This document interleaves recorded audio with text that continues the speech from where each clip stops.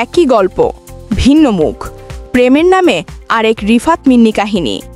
বরগুনায় ত্রিভুজ প্রেমের ঘটনায় প্রেমিকা মিন্নির পরিকল্পনায় রিফাত হত্যার সঙ্গে জগন্নাথ বিশ্ববিদ্যালয়ের শিক্ষার্থী ও ছাত্রদল নেতা জুবায়েদ হোসেন হত্যার মিল রয়েছে। মঙ্গলবার ২১ অক্টোবর দুপুরে ডিএনপি মিডিয়া সেন্টারে আয়োজিত সংবাদ সম্মেলনে এই তথ্য জানান অতিরিক্ত police commissioner crime and operations S N. Mohammad Nazrul Islam. তিনি জানান, টিউশনির ছাত্রী বারজিস শাবনাম বর্ষার পরিকল্পনায় খুন হন জগন্নাথ বিশ্ববিদ্যালয়ের ছাত্র জুবায়েদ হোসেন। ২৬ সেপ্টেম্বর মাহির জুবায়েদের সঙ্গে সম্পর্ক জেনে যাওয়ার পর থেকে শুরু হয় হত্যার পরিকল্পনা। খুন করেন বর্ষার সাবেক প্রেমিক মাহির রহমান ও তার বন্ধু ফারদিন আহমেদ ও আইলান।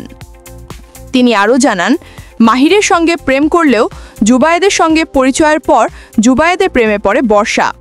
পরে মাহিরকে ব্রেকআপ করে, কিন্তু মাহিরকে কিছুতেই ভুলতে পারছিলেন না বর্ষা। তাই মাহিরকে ফিরে পেতে জুবায়েদকে হত্যার পরিকল্পনা করে বর্ষা।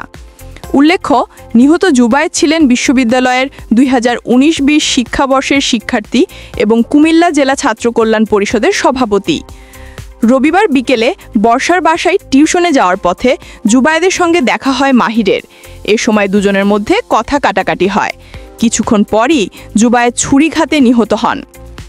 এদিকে ময়নাতন্ত্র শেষে সোমবার দুপুরে জুবায়েদের প্রথম জানাজা বিশ্ববিদ্যালয় ক্যাম্পাসে অনুষ্ঠিত হয়। পরে তার মরদেহ গ্রামের বাড়িতে দাফন করা হয়েছে।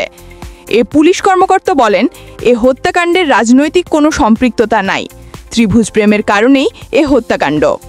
বরগুনার মিন্নির ঘটনার সঙ্গে এটির মিল আছে।